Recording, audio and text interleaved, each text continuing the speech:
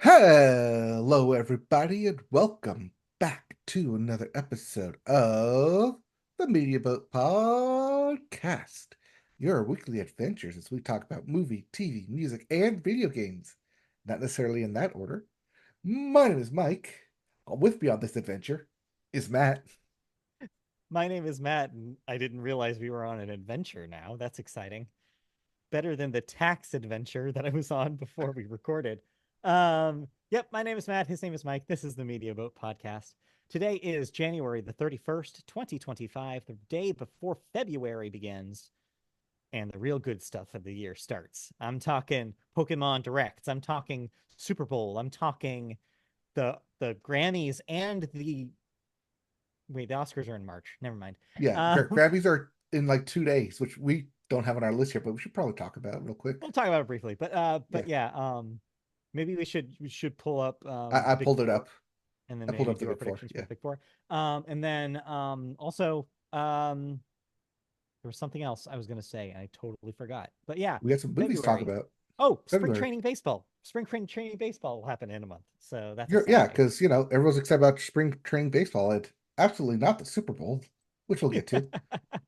Hey, I have my priorities in order.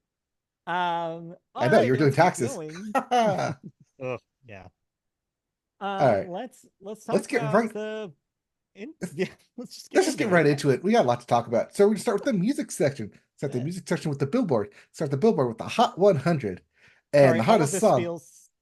feels like deja vu to me because I cut the last two episodes into clips today, so I've watched a lot of the show, and so A I'm lot just of like, oh us. God, yeah, I've heard our voices a lot today. Anyway, Well, yes, that's go on. okay because at number one probably applies to you right now, especially as all you go do taxes. At number one is "Die with a Smile" by Lady Gaga and Bruno Mars.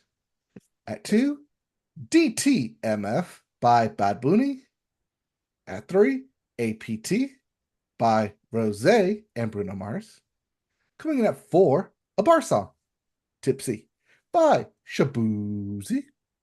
And rounding out your top five is Luther by Kendrick Lamar. Yep, that's featuring SZA. I don't have that written there, but yes, Oh, well, that's why it's in the top five. yeah. Yeah, not because of Kendrick Lamar. No, it's got that featuring credit by SZA. As for your albums chart, your Billboard 200, at number one is DTMF by Bad Bunny. At two, SOS by the aforementioned SZA. Coming in at three, Balloonerism by Mac Miller. Not my favorite ism, but could be yours.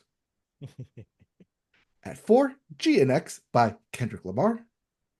And rounding out your top five, The Secret of Us by Gracie Abrams. Yes, back in here. Yes. If you didn't like any of those albums, we have new releases, starting with The Purple Bird by Bonnie, Prince, Billy. I guess the quote unquote Prince is where the purple comes from. Ah, very funny. We also have Death and Love, Part One by Circa Waves. Going along with your Purple Bird, we have Violet by Ellis Dunes. Critical Thinking by Manic Street Preachers. There's also Hallucinating Love by Marabou State. And out today, which we'll be talking about in just a hot second here, Hurry Up Tomorrow by The Weeknd, which, Yes. if my memory serves me correctly, you said this album was delayed. It was delayed from last week to this week. Well, Yeah. okay, because the show was supposed to happen last week at the Rose Bowl. Yes.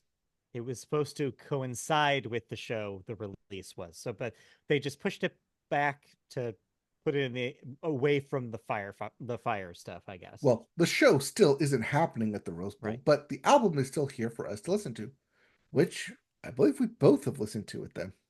Yeah, did you listen to this thing? I did all hour and a half of it. Yeah, it's really long.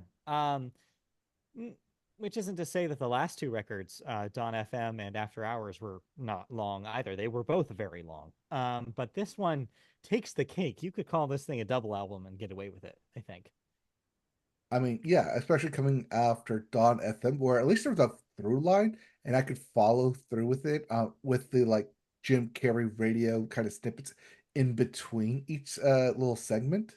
Yeah. But here, no, it's just all one running long train that just keeps going. And after the first like four songs, which are bangers, it just feels like, okay, where's this train going? Because it goes a little bit over here, a little bit over there. And while some of that does feel good, it's like, oh, I don't know where we're going. But it's also, I don't know where he's going with this. Yes.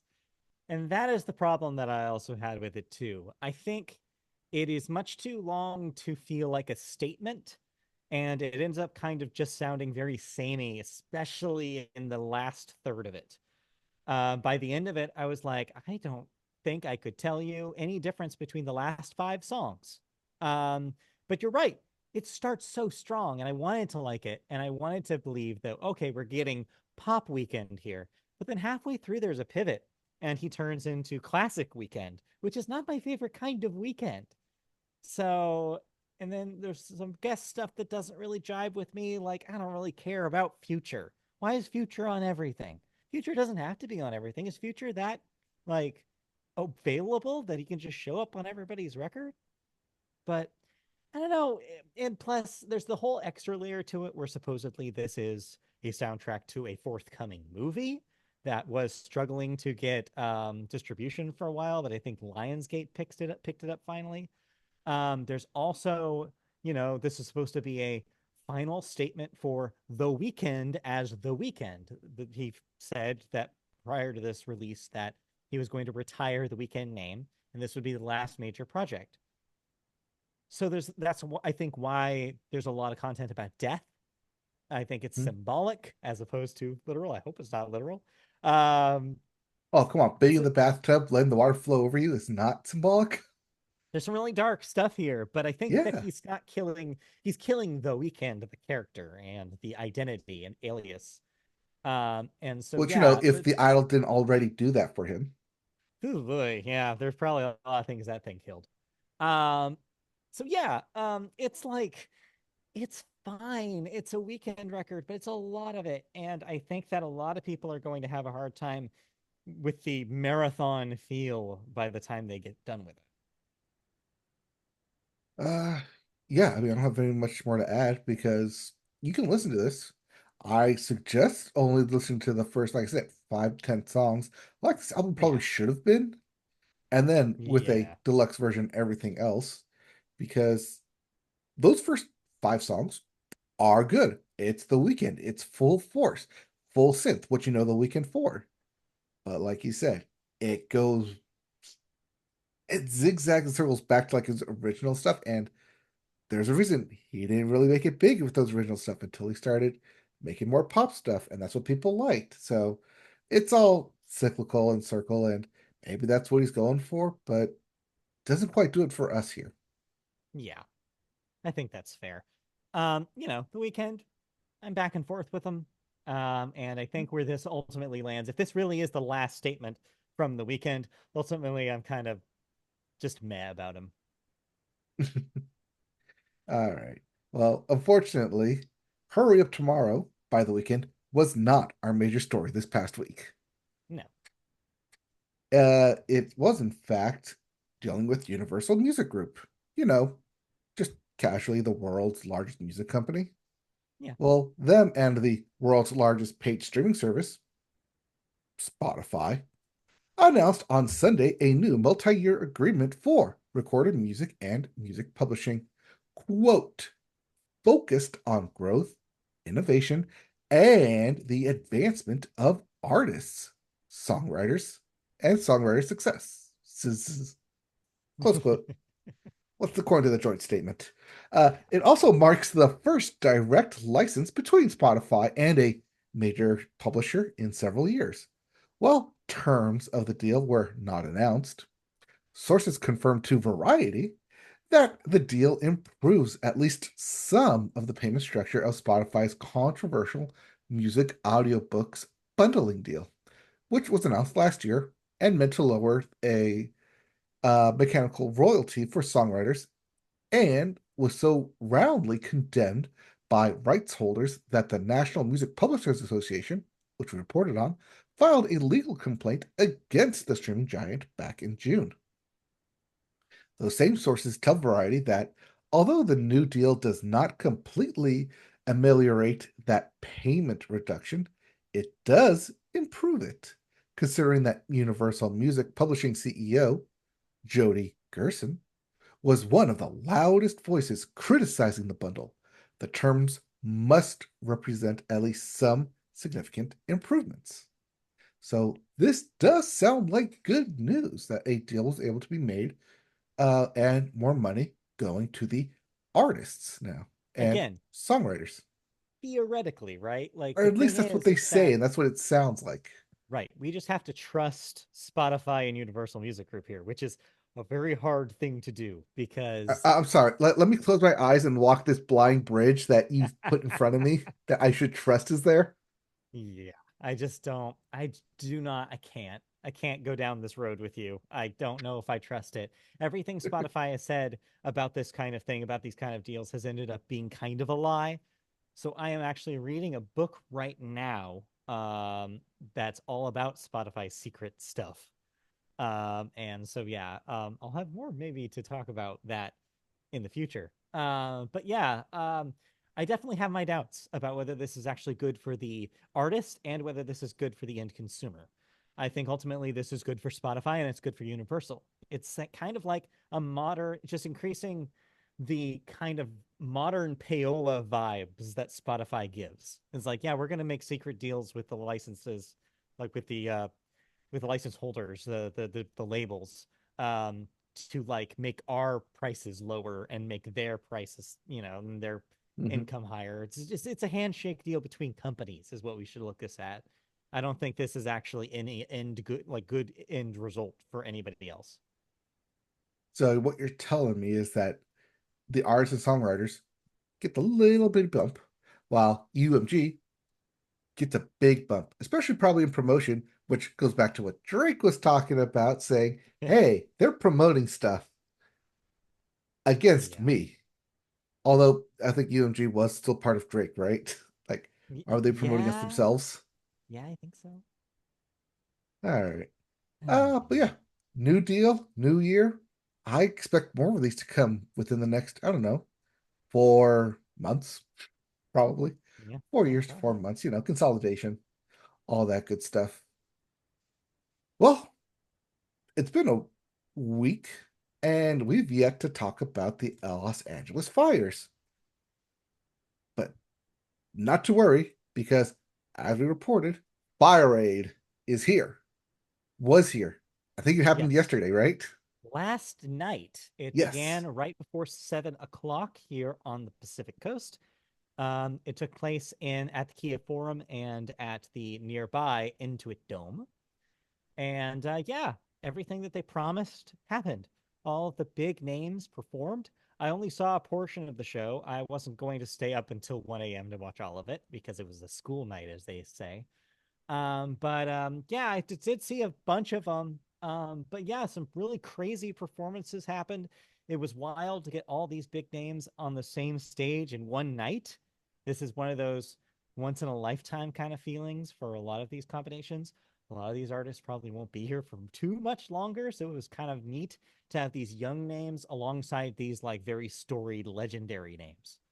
You had Stevie Nicks, you had half of Crosby, Stills, and Nash and Young. You had younger names like Gracie Abrams. You had Lady Gaga. You had Olivia Rodrigo. You had Billie Eilish opening with Green Day. Just a lot of big names. No Doubt came back. Just quite a spectacular showing, honestly. The stuff that I saw was pretty good, pretty entertaining.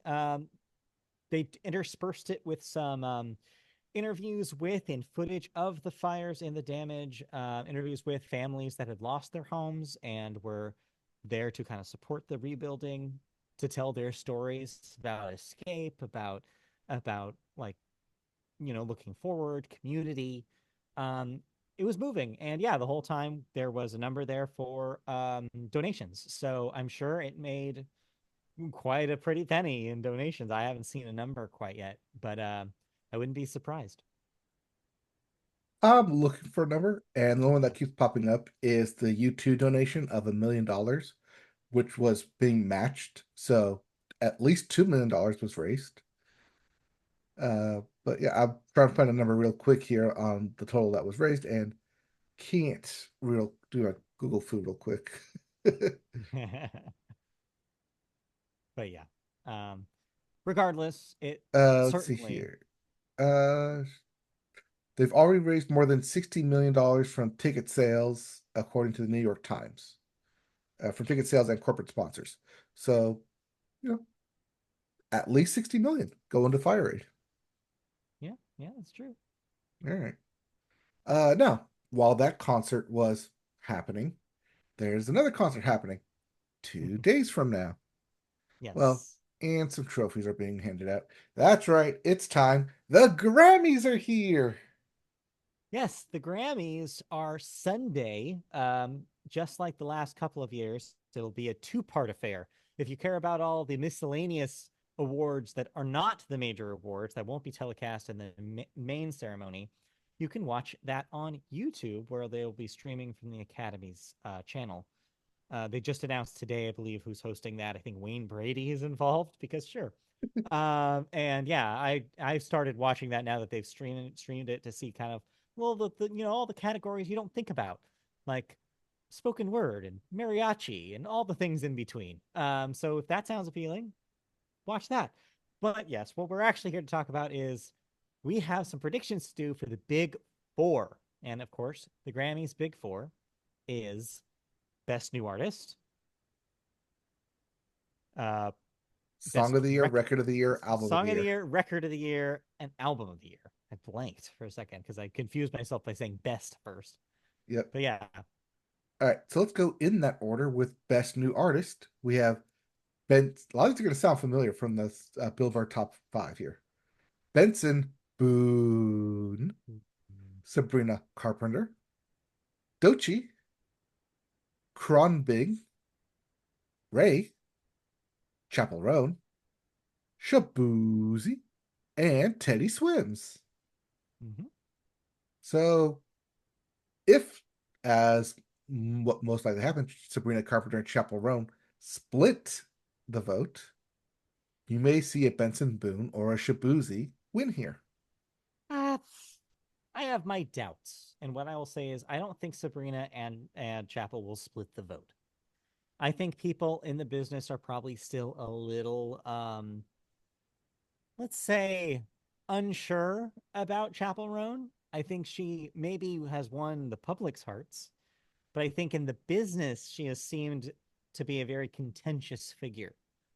And I think that may affect her Academy votes. I think this is Sabrina's, and I will stand by this. I think that's my prediction.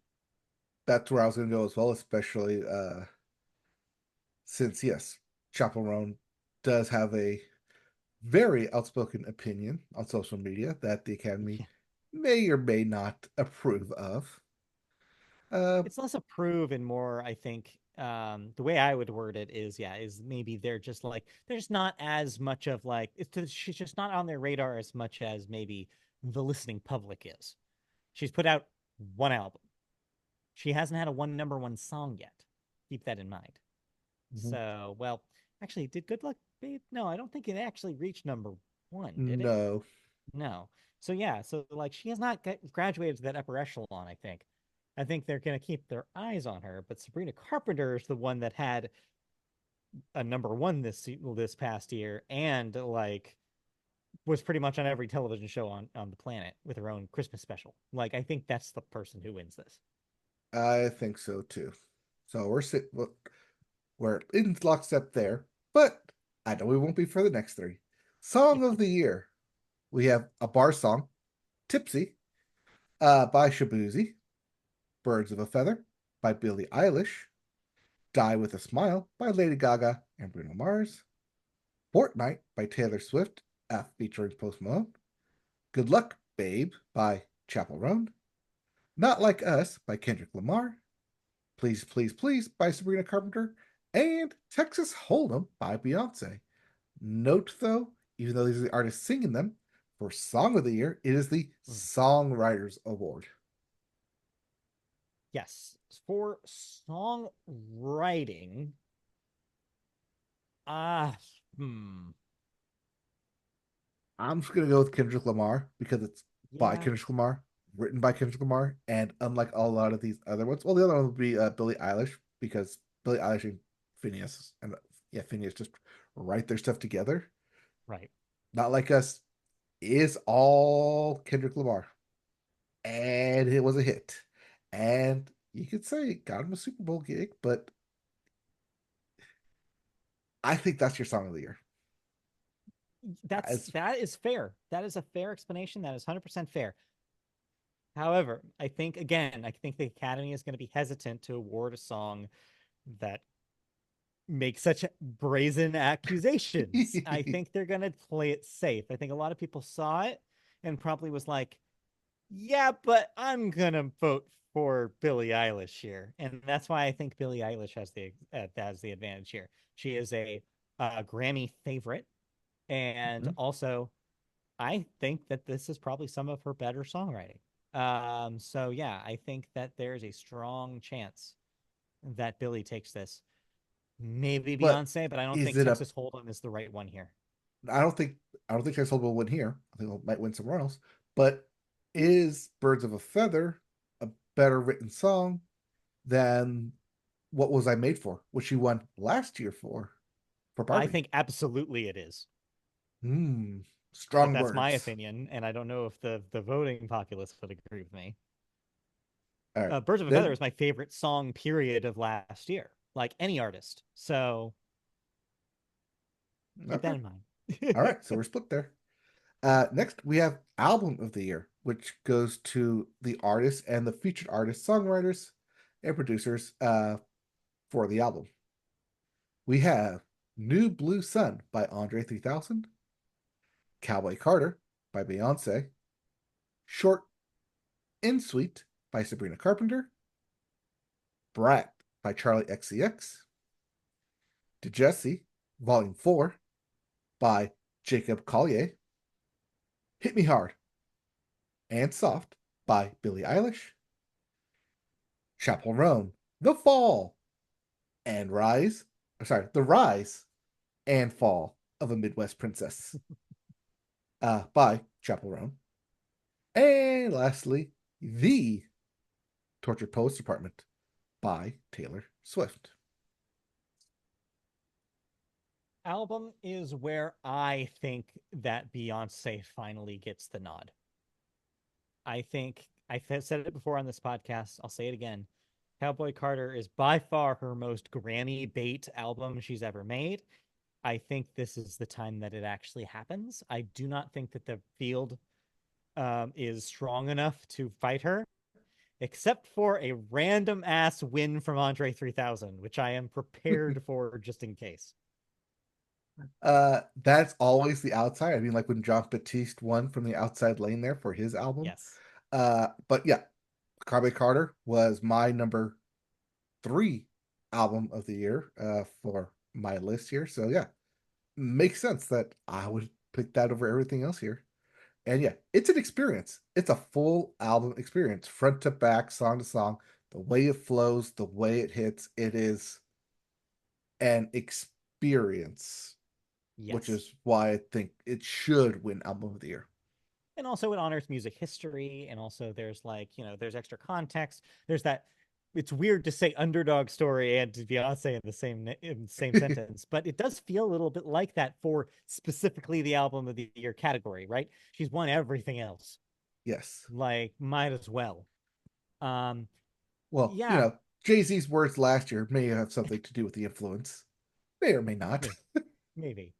Yeah, and also she was a trendsetter as opposed to a trend follower. Like in fact, people followed after her with country albums in 2024. So I think that they will finally recognize the work that she put into this thing and the feel like the because the album category to me is something that speaks more to just a collection of songs. It means a statement, and I think it is the statement out of all the albums here.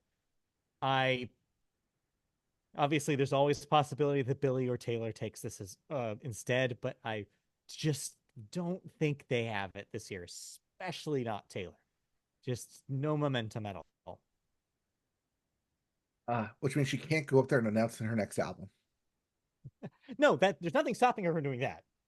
Just play a Reputation, whole Taylor's Kanye. version. Just pull a Well, Kanye move. well, she is presenting. They announced today that she is presenting a category. Oh, okay. Well, she can't present something So that she herself could win. yeah, So I don't know what I that's don't know, gonna probably mean. best. No, no, because last year's best new artist always presents this year's best new artist. Yeah, right. All right. And lastly, for the big four, record of the year, which goes to the artists, the album producers, and the recording engineers for the song. Yes. For that, we have Now and Then by the Beatles, Texas Hold'em by Beyonce, Espresso by Sabrina Carpenter, 360 by Charlie XCX, Birds of a Feather by Billie Eilish, Not Like Us by Kendrick Lamar, Good Luck, Babe by Chappell Roan, and Fortnite by Taylor Swift featuring Post Malone. And here is where Texas Hold'em will win Record of the Year. Ah, I don't know. I don't know. I don't know. I th- I just don't think she does. I don't think it does. Because I don't think Texas Hold'em is the correct song that I think should have been submitted from that album. I just don't think it's that strong. You think it should have been Blackbirds? No, because that's a cover. I don't think that's eligible. Okay. I don't know. It's a I tough mean, one. otherwise, do you go with Not Like Us, Kendrick Lamar? Otherwise, you got the pops of Espresso and Good Luck, Babe. I Or think you got to that double if down on Birds of a Feather, Billie Eilish. I think if Chapel wins anything, it's this. I think it's Good Luck Babe has a chance. If it's not Good Luck Babe, I think it's Espresso. I think those are the two strong contenders in this category. They are the songs of the year when you think about the sound of them. They were both like breakthrough hits in a lot of ways. Espresso probably has a better chance. Um, so I'm gonna lock in. I think I'm gonna lock in for Espresso. All right, you can take your espresso and go have it outside. I'm going to sit in with some Texas Hold'em. All Fair. right, and those are our top four picks. All right. Tune in to the Grammys this upcoming Sunday. See if we were right, who was wrong. I will be back next week so I can rub it in your face on how wrong you were. We'll see about that. I am never wrong on music categories, and he knows That's not true at all. not true at all. You famously had to pay me $20 because you bet me $20 that Taylor Swift would not win Album of the Year in 2020 for Folklore. Yes, yes, I did. So anyway, So, anyways, all right. Anything else in music that we need to talk about? Because we've been off for like half an hour there. yeah, I know, way too long, but no, I think we're good. All right. Well, then let's speed right into video games where we have new releases, including while waiting for the PC and the Switch. Kingdom Come: Deliverance 2 for the PC, PS5, and Xbox Series X. There's also a special edition PS5 out there for Deliverance 2, if you so happen to be able to pick one up and not sell it on eBay. And lastly, Big Helmet Heroes for everything. Wide release. You got it, you can play it. All right. Well, there's big releases everywhere. Well, famous viewing company is actually getting they're shrinking.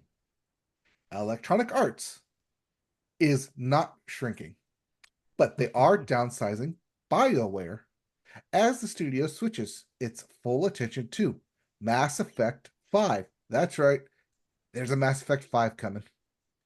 In a blog post, BioWare general manager Gary McKay confirmed the studio is restructuring following Dragon Age: The Veil Guard's release in late 2024, with the next Mass Effect game not requiring support from the full studio, he said. An unspecified number of BioWare staff have transferred to other teams within its parent company, EA. Quote, now that Dragon Age, the Veilguard, has been released, a core team at BioWare is developing the next Mass Effect game under the leadership of veterans from the original trilogy, including Mike Gamble, Preston Wadamanuk, Derek Watts, Parrish Lay, and various artists, others. Uh, in keeping with our fierce commitment of innovating during the development and delivery of Mass Effect, we have challenged ourselves to think deeply about delivering the best experience to our fans. We are taking this opportunity between full development cycles to reimagine how we work at BioWare. Given this stage of development, we don't require support from the full studio. We have incredible talent here at BioWare, and so we have worked diligently over the past few months to match many of our colleagues with other teams at EA that had open roles that were a strong fit. Close quote from CEO Gary McKay himself. Yep. So while it's good Um, news yeah. that, yes, they technically didn't lose their jobs, they're just elsewhere within the big EA conglomerate. BioWare, as a whole, technically downsizing. Yeah. And it's only, again, this is one of those things, it's only good news for the corporations because Mhm. unfortunately, this means that in all likelihood, they are winding down BioWare as a major part of the EA ecosystem. It very much feels like if Mass Effect, the next Mass Effect game, does not hit in a huge way, this might be the last thing we see out of the studio. The way You they're mean they kind of can't talking, survive two duds from Dragon Age the Veilguard to Mass Effect 5? and that's the Whatever you call it? frustrating, and that's the frustrating thing, right? Is in no way was Dragon Age the Veilguard a dud. Only dummies on the internet want you to think that. It was a pretty successful game for EA, critically and sales wise. It was a big comeback story, considering that this was a game that almost didn't exist. It was a game that had all of its games as a service guts stripped out of it, replaced with a traditional single player narrative, and succeeded and came out playable and came out something that people really enjoyed. And EA feels like they're punishing the studio for putting out a good game. It seems backwards in so many ways. So Do yeah, you think it's because they took out the live service aspect, which means they get less money from it? I mean, long term, that's probably what the board is saying, right? Like they're saying, like, well, yeah, this is great, but this is great once, and like, you guys need to pull out all the stops for Mass Effect to make sure it's bigger. Is that's what they're being told? It's like all these corporations are having the same conversation in their boardrooms, which is, yeah, but what about this? But like, what about this times 10? That's what we want, and Did it's we just talk not about this at sustainable. the end of the year? How do video We games make did. money? It just continues to be the story. And yeah, it means that actual people's jobs are on the line here. Yeah, they might be moving some people, but there's no guarantee that they can find somewhere to put everybody. And if they're trying to downsize, downsize means one thing when you're talking about on the corporate level, and that's layoffs. And I'm sure they're coming. It's just disappointing to see. And it's sad for such a storied studio like BioWare. They've delivered so many huge classics for EA. Not only the Mass Effect trilogy, but also Knights of the Old Republic before that. Like they used to be a major part of the studio's identity. And now it just feels like all of that is gone. I don't know. It's so, yeah, it's not a great story. It's actually a kind of sad one. So, a BioWare, storage company of BioWare, if what you're telling me now is if Mass Effect 5 doesn't live up to the hype of what a Mass Effect game can be, do they fold the studio? I think Or is it's that a possible. 2027 answer? I think it's possible, and it's more possible than ever now. I think they just basically put the writing on the wall by doing this. Uh, I know. It's sad, but maybe that that's game's great. Maybe that game is great. it could It could be. very well be. In my mind, it's great, and everyone keeps their jobs. Yeah, But I'm yeah. also they can't put my mind to make out money yet. All right, let's move on to thoughts. Now, a new Pokemon trading card game, Pocket expansion came out this past week. Yes, it did. How many packs did you open? I've opened like three. I'm sorry. I don't have 1.5 billion hourglasses like you do. I used them when I got them. So no, I did not open like 64 like you probably did. Hey, I opened three, Three. 10 packs of each. 300, 600 like 300. Wait, 600 booster packs? Uh, so I did the 10x booster pack three times for both the one for space and one for time, or whatever it is. So yeah, that's 600. Well, 650 cards times 300 cards because it's five per pack, 50 in a 10 pack, and did that six times. So yeah, that's right, 300 cards. Yeah. Uh, Wow. I like kind of what I got out of it because I did that. It definitely, I feel like it definitely improved the fighting type. Because I've been using that a whole lot. And kind of loving it. I think it kind of opens up for a lot more variety of gameplay. So you're not just stuck like having to run a Pikachu deck, a Mewtwo deck, or a Celebi deck to kind of like win stuff. I think it adds a lot more strategy and layers to it. And overall, I think this expansion, while they did skip generations and go straight to Gen 4, there's still enough variety within it that I think is ultimately good for the game and good for competition.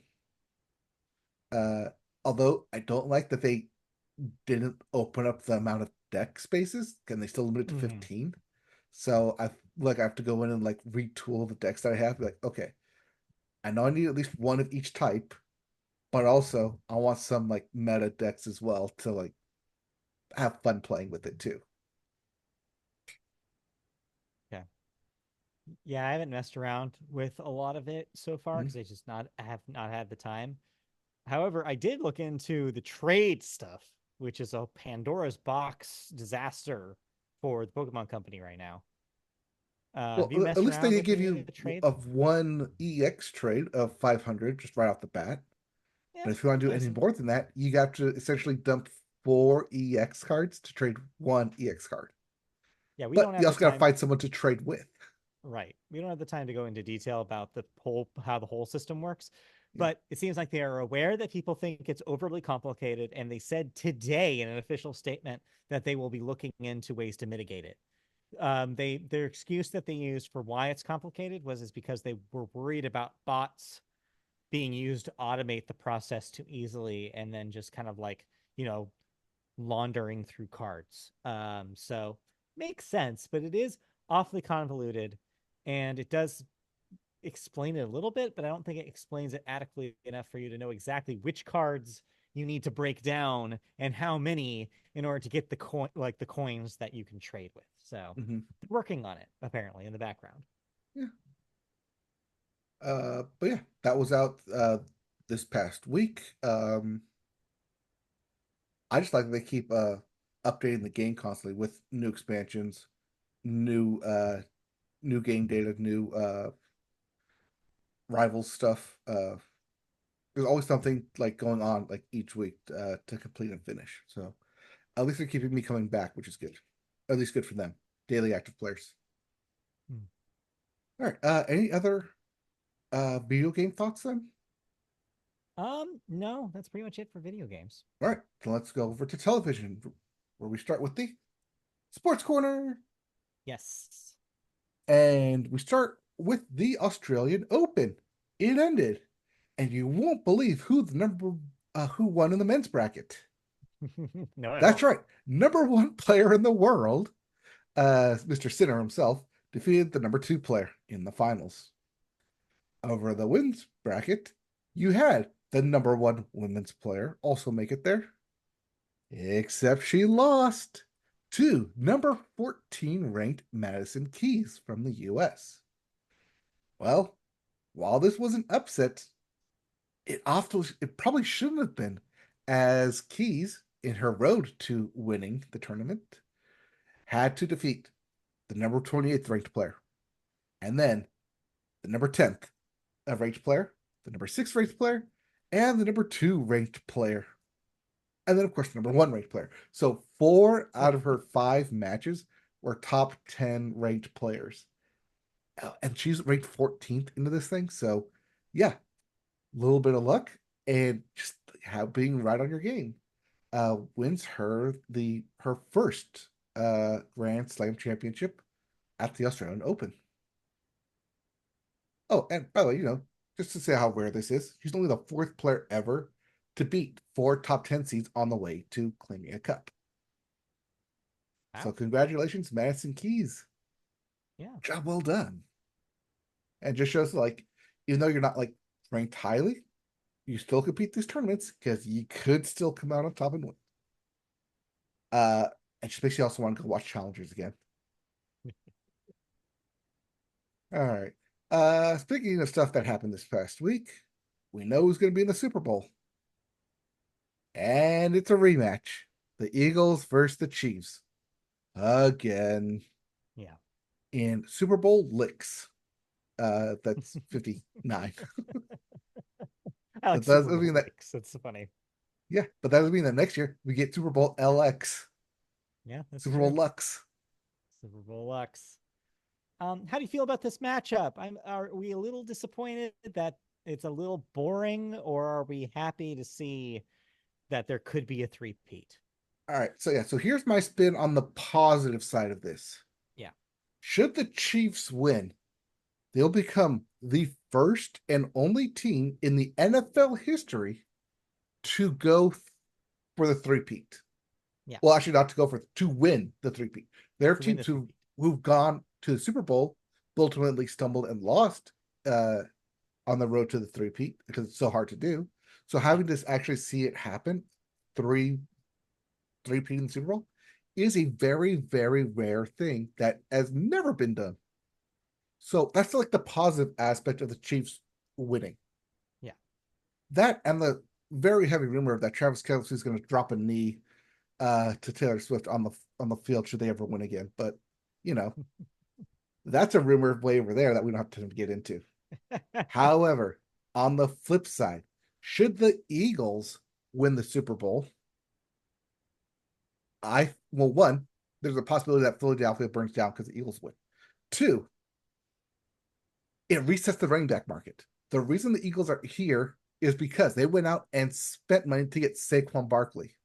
Going into this past offseason, the value for running backs was at an all-time low, that people didn't really value them. That you saw money go to the receivers, but not to the running backs. But if the success that Saquon has, especially over the past 2 games where he hits 150 yards and 2 touchdowns, and does that here against the Chiefs, and basically proves that yes, the running backs have value in the NFL. It resets that market, and all of a sudden you're going to see running backs actually get their value worth now going forward because they saw what the Eagles did with Saquon Barkley. And that's as much as I don't want the Eagles to win, just for the sound of that, I really hope they do just for that one single point. Hmm. Do you have any skin in this game? No, not at all. I mean, I like the city of Philadelphia and the Eagles. They can be a fun team at times, although they seem to be very contentious this year. It seemed like a lot of people didn't think they deserved to be here. So yeah, it's Well, a yeah, weird because they vibe. went and spent money, so it feels like Yeah, they're buying their way to the Super Bowl. maybe a little bit of that. Of course, and all the talk from the last two seasons about tush pushes and whether Yeah. they should be in the game at all. I think they're hilarious personally, but yeah, the Well, brotherly shove, if you will. yes. Well, I mean, Kelsey's brother retired from the Eagles. Right. So it's not like we have another Kelsey Bowl here. No. Although he's gonna be there He'll anyways. be there. He'll be there. Yeah. Wearing a Chiefs jersey, and it's gonna upset people. Well, he'll wear a Chiefs jersey, Yeah. and then he'll rip it off and reveal the Eagles painted on his chest. Yeah. Be funny. But yeah, no, you're right. I don't have skin in this game. I would like, I mean, yes, send your angry emails right now, but I kind of don't want the Chiefs to win because I think the name is still rough, and I think that the fact that the fans still do the chop is kind of messed up. So maybe in that way, I would like them to lose. Sorry. All right. Well, I guess we're rooting for the Eagles here. Unofficially, with like a asterisk, I Unofficially. guess you could say. Yeah. Unofficially, I am rooting for the commercials. We are Yeah. always rooting Yeah. for the Always commercials. rooting for the commercials. All Anyways. right. Elsewhere around the sports world, MLB. We're so close to spring training. Dodgers will be the first to have their pitchers and catchers report on February 11th, 2 days after the Super Bowl. Let's see here. The NBA trade deadline is approaching, which will be next week, February 6th. And there's one name that keeps circling around. That is Jimmy Butler of the Heat, but not for any positive reason. No. He was suspended indefinitely by the Heat organization after he walked out of practice. So, because he is essentially being punished by the Heat organization, there's heavy talks that another team may be willing to scoop him up. Otherwise, if they don't, it's the last you see of Jimmy Butler this season. And all this is happening just before the NBA All-Star game, which will take place February 16th. Mhm. All right. Uh, Also having their All Star game. Well, All Star adjacent is the NHL with their Four Nations face off. And the captains of the Four Nations have been revealed. We have Toronto Maple Leafs will be the U.S. Austin Matthews will be the U.S. captain. The Pittsburgh Penguins Sidney Crosby uh, will be the captain as well. Alexander for Canada. Florida Panthers Alexander Barkov will be the captain for Finland, and Tampa Bay Lightning's Victor Hedman will be the captain for Sweden as they go into that, which starts on February 12th. Okay. But in case you're not interested in the All Star game, I know what you are interested in: the new name for the Utah Hockey Club. Oh boy. So we have the final three names. And unfortunately, they couldn't come to a deal with Yeti, the cooler company, Ah. or Yeti, the tumbler. And instead, the three final names are Utah Mammoth, Utah Wasatch, and Utah Hockey Club, where fans in um, attendance will be able to uh, pick a name out of the three and cast their vote in attendance. I mean, in absence of a Yeti, I will accept a mammoth.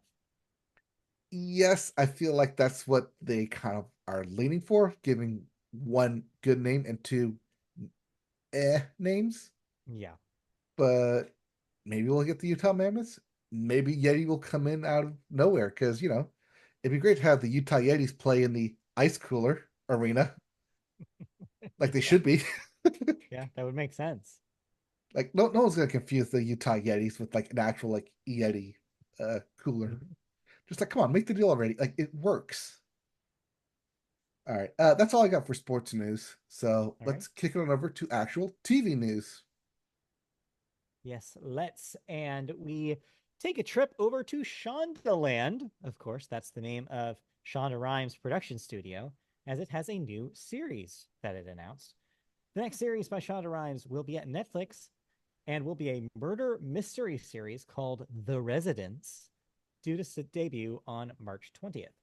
Uzo Aduba stars as Detective Cordelia Cupp, who must investigate a murder at the White House. It is inspired by the book of the same name by Kate Anderson Brower and will consist of 8 episodes. Quote, the Residence is a screwball whodunit set in the upstairs, downstairs, and backstairs of the White House among the eclectic staff of the world's most famous mansion. Along with Aduba, the ensemble cast of the series includes Giancarlo Esposito, Edwina Findley, Molly Griggs, Jason Lee, Randall Park, Mel Rodriguez, and Mary Wiseman. Okay, sure. The show marks the latest collaboration between Paul William Davies and Shonda Rhimes.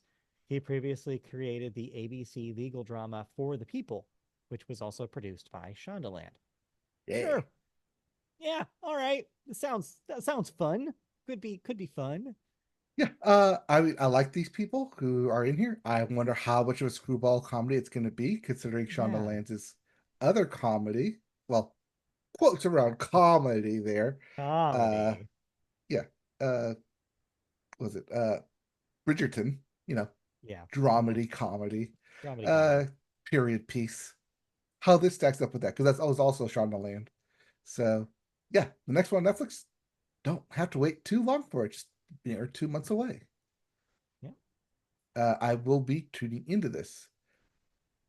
But it's also not the only murder at the White House. As we're just going to go right into thoughts here, real briefly, with Paradise, the newest show on Hulu. Okay. Did you end up watching this? The first 3 episodes No. are out. No, I did not. All right. So let me get my names here correctly. So this is from Dan Fogelman, who also did This Is Us, with his deal over at Hulu. And he's brought one of the cast members with him. None other than Sterling K. Brown is here, serving as the head of the Secret Service staff. Well, the president has been shot. President played by uh, James Marsden. That's where it is. Hmm. And he's been shot. And that's kind of like where he's like living like in his past prime, like, into like this paradise kind of like uh city, and Hmm. a murder's happened, so he's got to like help solve this murder, especially since it's the ex-president, like ex-president, current president. So the current president has been shot because they're swearing in the vice president in like 3 episodes later. So the president has been shot, and here is Colonel Sterling K. Brown having to find out who shot the president. Hmm. That's the top premise of this. There's a twist at the end of the first episode. I'm not going to say it here because we're only 3 episodes in, but much like the twist of at the end of This Is Us, kind of like hooked you into like what it was. Same thing happens here. There's a twist at the end that hooks you in, and you'll want to see what happens. First 3 episodes are up. The next, I think they're showing on Tuesdays. Yeah, premieres on Tuesday. So I will keep up with this. I've already binged all 3 episodes, and the end of each episode does the thing correctly where, well, just like with This Is Us, it gives you enough information throughout the episode, but then gives you a little something extra to be like, I want you to come back later. I want you to help solve this. I want to keep pulling you into this. And I really like what they do here. I like Dan Fogelman and his writing style. So I'm in on this. And it's been a good year for TV starting out here with Paradise, Severance, and The Pit all coming out in January. Strong year for 2025. Yeah, I guess so. And from familiar faces. I think they're Mhm. all like these are all creators that are like really cashing in and like really showing off, I think, in a lot of ways. Cool. I'm glad you like it. Yeah. I don't, if you really like This Is Us and what they did there, Hmm. especially with their storytelling, like going a little bit back and forth between the past and the present, you'll like what's going on here because it Sounds does like go it, yeah. between like the past of like when James Marsden and Charlie Brown like first met and like how they built their relationship working in the White House and before the White House, and then like what's currently happening like with the murder and how he's trying to solve it by using like his knowledge of the president. So it goes that a little bit like back and forth, which I really like Yeah. enjoy from This Is Us into here. Yeah, sounds like it. And there's probably a lot of people who miss that show. So Yes. All right. Did you watch anything else? No, The Bachelor started on Monday, Hmm. so that's added to our rotation. But otherwise, just kind of still watching the same stuff. Okay. That's your cue to go to cancellation and renewals. Yes, it is. Yeah. For some reason, I thought you were still hosting. Let's I move on could. then We're running right into this thing. to cancellations and renewals, What which am is I no next. longer watching? We're no longer watching Sandman on Netflix for obvious reasons. This has been canceled after its second, or yes, after its second season. Its second season will air later this year, 2025. Yeah, They already yeah, kind of said beforehand that they don't plan for it to go over 2 seasons. But because of right. recent Neil Gaiman Yeah, we accusations, didn't cover that here because it's kind of books, and we don't really cover books here. But yes, yes, since he does have some effect on television, or had, I should say, yeah, yeah, a lot of pretty his much stuff all has been works. like hitting finales. Like the other one Yeah, was Good Omens. That one right. also is like on the chopping block or whatever they shot already was just going to be the finale, much like Yeah. with Sandman here. So yeah, no more Sandman after that one wraps. Hmm. All right. Next up, Paramount Network is bringing back Bar Rescue for a 10th season. Still rescuing bars, that weirdo. Still love Netflix, the yelling. yeah. Netflix is bringing back Selling the OC, which is a series I didn't even know about. Guess this is like an extension of Selling Sunset, which I was familiar with. Yep.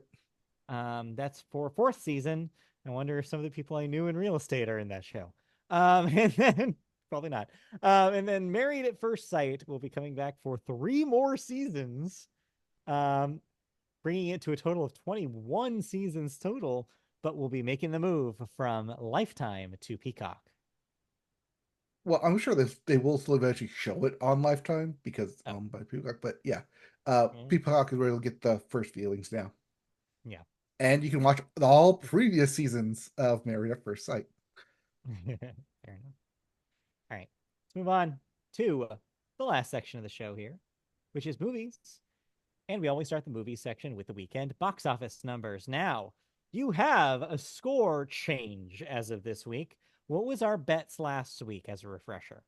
It was Flight Risk, and I put it at I think 13 million. You said over Right. Okay. So because we Mufasa both, did 11 million last week.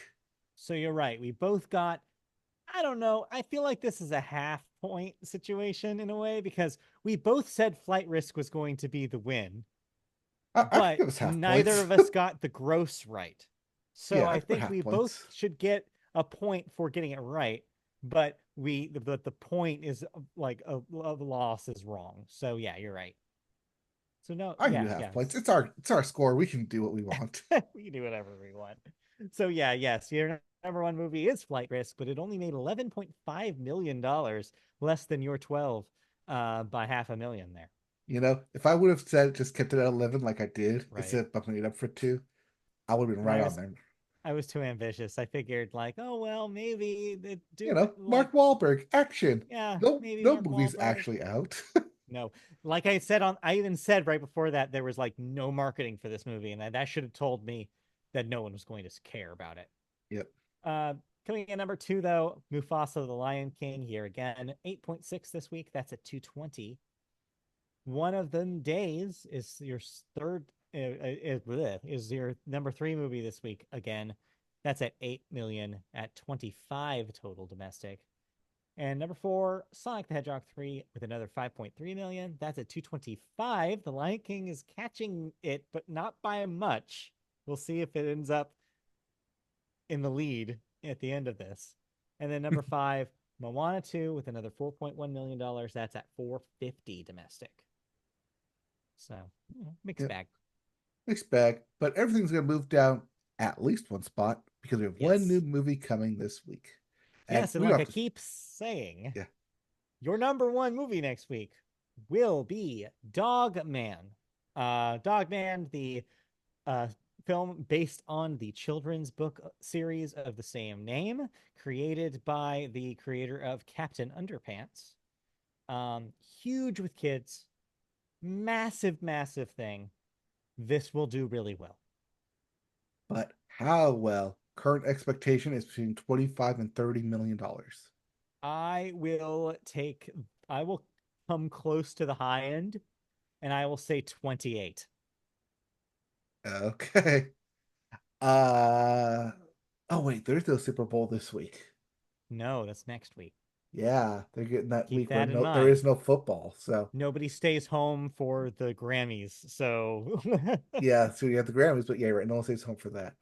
so yeah, You you're right. may be There's right. it's a rare sports-free Sunday. More families are going to be in movie theaters. Okay, because it's a family movie and because it gets family ticketing, I'm gonna Yeah. go over you. Just because of the like for Mm, every one ticket you get four tickets. all right. I All think you're right. gonna go it's gonna go over your 28. I'm liking the spicy. I'm liking the spice here. So, okay. Big swings here. Lock it in. Lock it in. 28 Lock it in or 28. higher. So, but Yep. yeah, I don't think we need to count that going forward if we both agree on the number one. I don't think we Hmm. need to separate those points out. It can just be point for the over under. All right, I'll give you 2 million spread there. 30 plus. Yeah. All right. All right. So that's your new release. Let's move on to our news story this week, which is a look forward to Netflix's slate of movies in the year 2025. Of course, they're, celebrating in Netflix headquarters right now, thanks to the Oscar leading 13 nominations for Emilia Perez, whether or not it's warranted, and whether or not the stars of said movie should be posting on social media. I don't know if you saw that firestorm. Selena Um, Gomez. no, believe it or not Selena Gomez. Anyways, we'll look at what's in store for the rest of the year. Among the buzziest titles of the year are Guillermo del Toro's Frankenstein, starring Oscar Isaac as the titular scientist, the return of Daniel Craig as Benoit Blanc in Ryan Johnson's next Knives Out film called Wake Up Dead Man, Yeah. yeah, and Noah Baumbach's newly titled Jay Kelly, starring George Clooney, Adam Sandler, Laura Dern, and of course, Greta Gerwig. Of For the course. kids, yeah, of course. For the kids, Netflix will have Plankton the movie, which I'm assuming is a SpongeBob spinoff. Yes, it is. Okay, not just about plankton, but Not actual no, not plankton. actually about like the sea Yeah, anemone plankton. could be. The animated feature In Your Dreams, starring Simu Liu and Craig Robinson, and the next Skydance film, Puku, which is about two antagonistic animals on a wild adventure. Other films of note include Millie Bobby Brown and Chris Pratt will be in The Electric Slate, directed by the Russo brothers. That's Electric State. Oh, sorry. There's a T there. Electric State. Electric State. The Electric Slate would be a very different movie. A new collaboration between Ben Affleck and Matt Damon called R.I.P., where they star as Miami cops. An untitled Idris Elba film being directed by Catherine Bigelow, Oscar winner. Mhm. A murder comedy, The Thursday Murder Club, starring Helen Mirren, Pierce Brosnan, Ben Kingsley, and Celia Imrie, directed by Chris Columbus, a name we haven't heard in a while. A lot of those names we haven't heard in a while. Yeah. The next Medea film in Tyler Perry's Medea Destination Wedding, taking place in the Bahamas. That's the destination. And Happy Gilmore 2, which I'm shocked. I'm so shocked I couldn't even believe I was reading it. Well, that's Happy why I have Gilmore 2. the name in Yeah, front of it, dead on DOA. arrival. Yeah. Bringing back Adam Sandler and Christopher McDonald, believe it or not, alongside newcomers Bad Bunny and Travis Kelsey. What? Yes, seriously. Well, that's bizarre. So You know, yeah, a a lot little to something for everybody. sounds like it. A lot to look forward to? Question mark.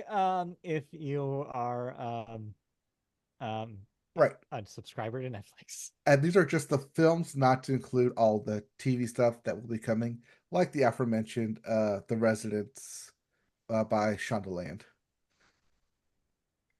So yeah, uh Netflix, they're gunning for that Oscar, if not this next year, not this year, next year for Does sure, with a appear couple of that these way, films. yes.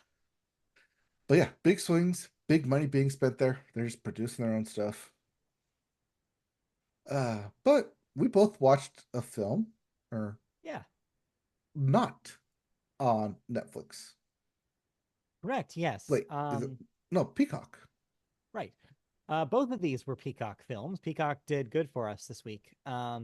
Well, let's not. Maybe I shouldn't use the word good because one of these I had a great time with, and the other was a slog through the mud in a winter day. Oh, okay, so you did end up watching Saturday Night.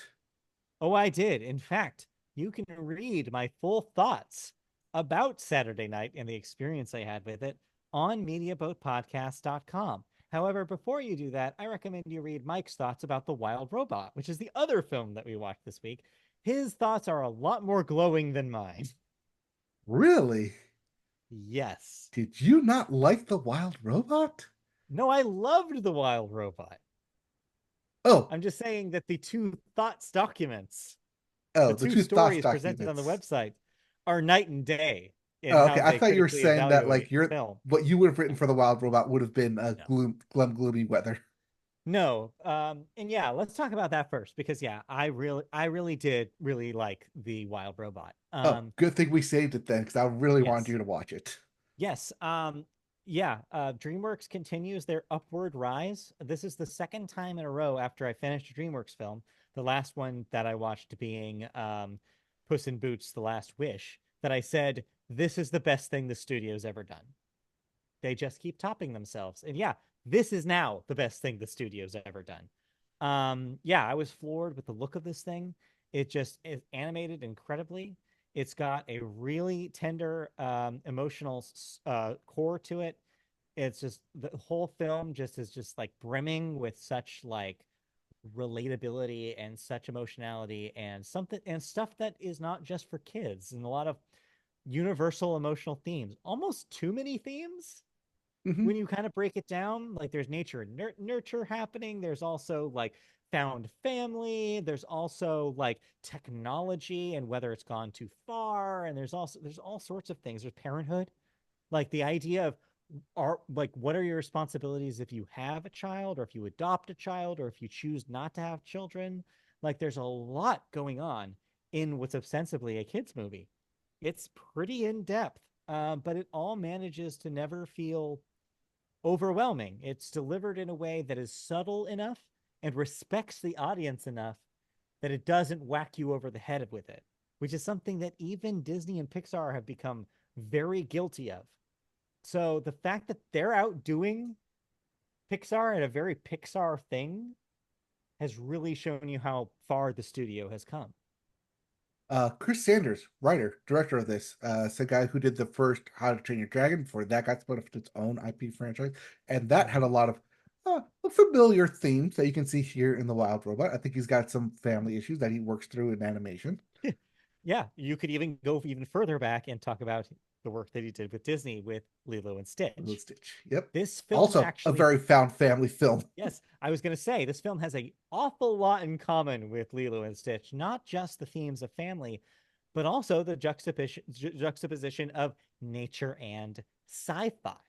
Hmm. There was a lot of scenes in this film that reminded me explicitly of Lilo and Stitch, especially the division of the acts of the halves of the movie, right? Where you had the first half being very natural and very much about this this found the found family is part of it, but it's about this like organic kind of feel, this more analog kind of idea, like these ideas of how like we get along as a society.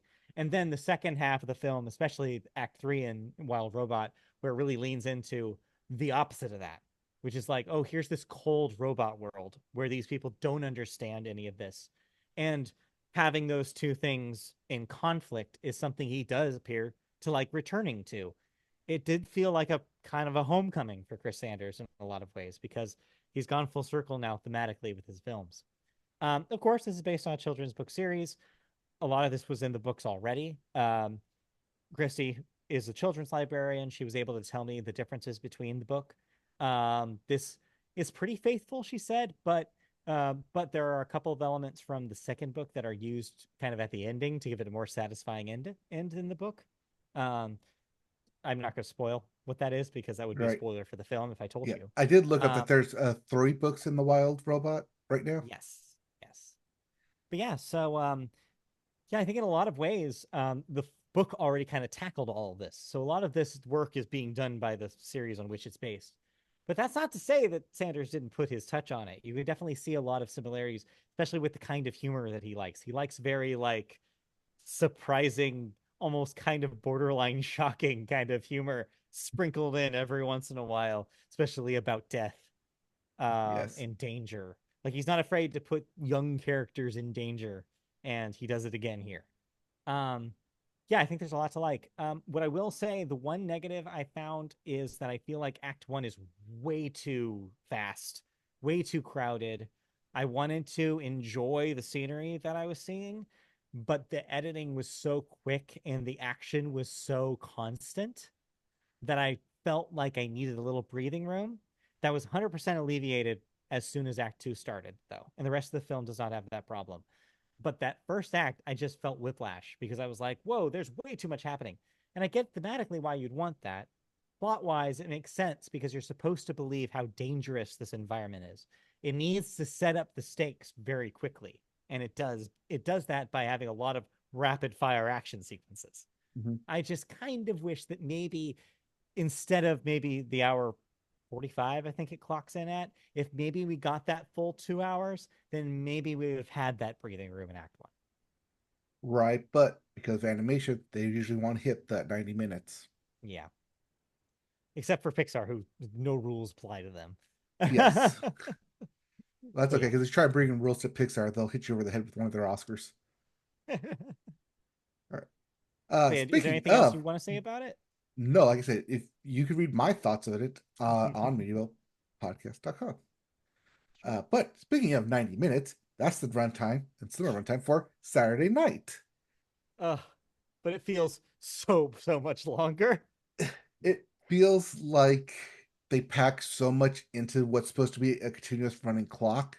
However, the way that it's done feels like if this was shot Birdman style in a one Yeah. continuous take, I think you would have had a better experience watching this rather than just in a standard movie format because it's supposed to be the first 90 minutes leading up to the premiere of Saturday Night Live, uh, where Lorne Michaels just is trying to run around and trying to like get everything like set up and finalized before the cameras go live.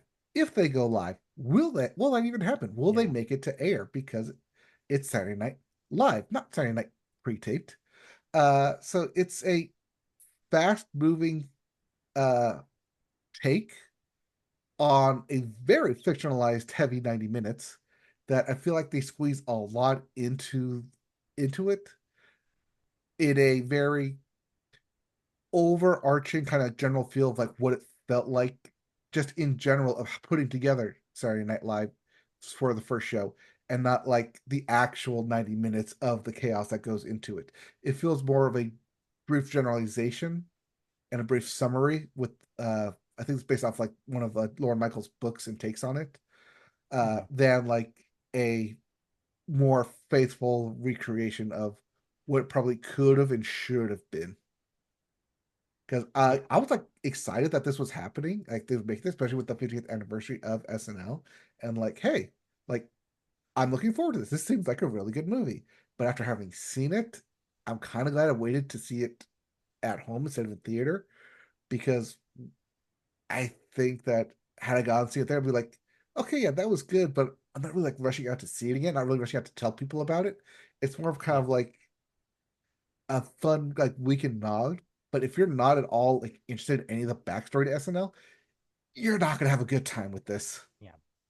Yeah, all that is true. I had the same problems with it. I think it's too jam-packed. They're trying to tackle way too much.